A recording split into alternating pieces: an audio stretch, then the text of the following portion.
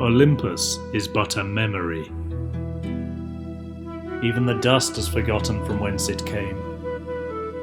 But in the darkness of humanity's ignorance, the Olympian gods evolved. Zeus demands a reckoning, as once he did in days of old, and he means to test heroes of this new age. The fates of gods and mortals alike shall be forged in the crucibles of war, and none, not even Zeus himself, can foresee which path the future will take. Will a new hero step forward to be remembered until the end of time?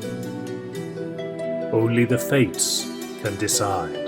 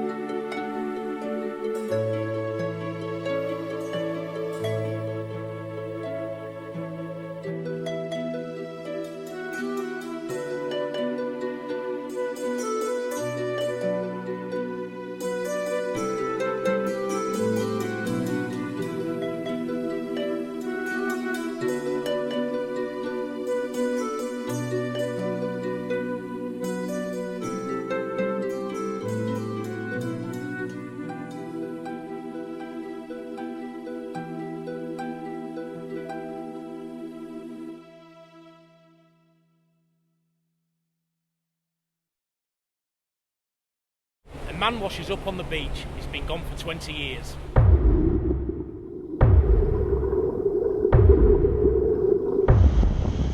What sort of man? A soldier, a general, a king. And now he's home at last.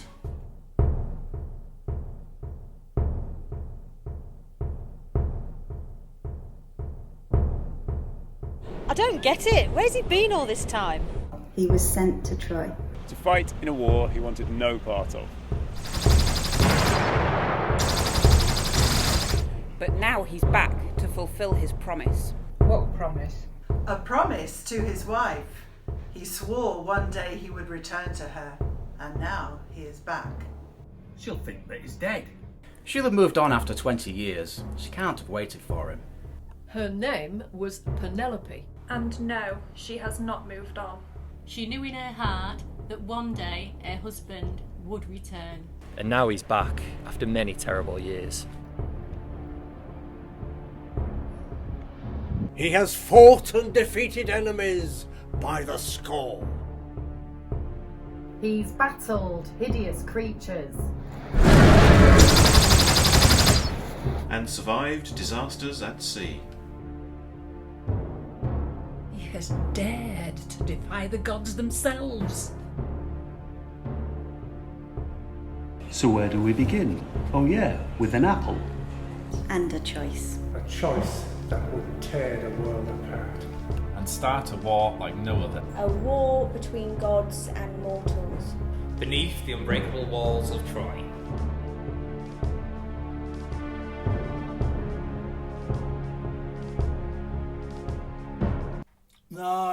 It's not for me. Old news. It's a kid's story. Oh, it's a story, all right. One of the oldest stories in the world. And it's ageless. It's ancient history. The story of Troy is not about the fall of a single city. It's about all of humankind. The mistakes that we make that shape our lives.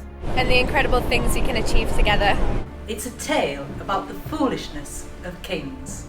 And the stupidity of men, especially those with power. It's a tale of love. Love that rips nations apart. Love that brings your world to its knees. But most of all, love that never dies. This is a tale of Odysseus.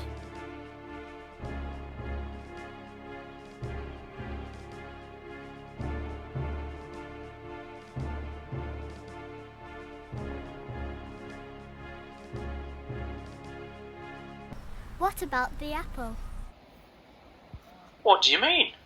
You said you started with the apple. This story begins with an apple. A goddess with an apple. Her name was Eris, the goddess of mischief and strife.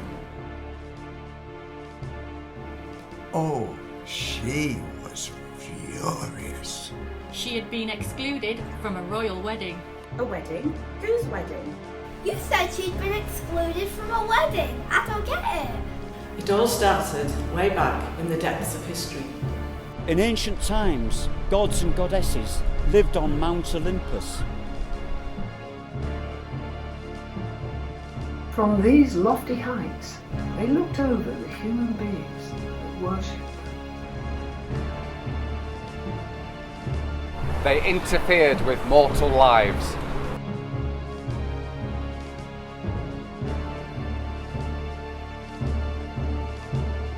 Playing with their fates as we might play a game of chess.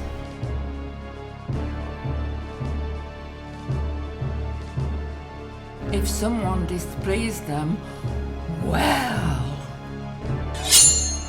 But time moved on. People grew tired of the old ways. And the worship of these gods faded.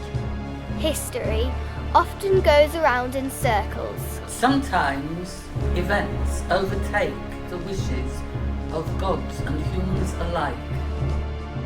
This is the world of our tale, where ancient gods have reawakened to make sport of humankind. Follow us to see how Eris, the goddess of chaos, will bring this world to the brink of destruction with her magical gift.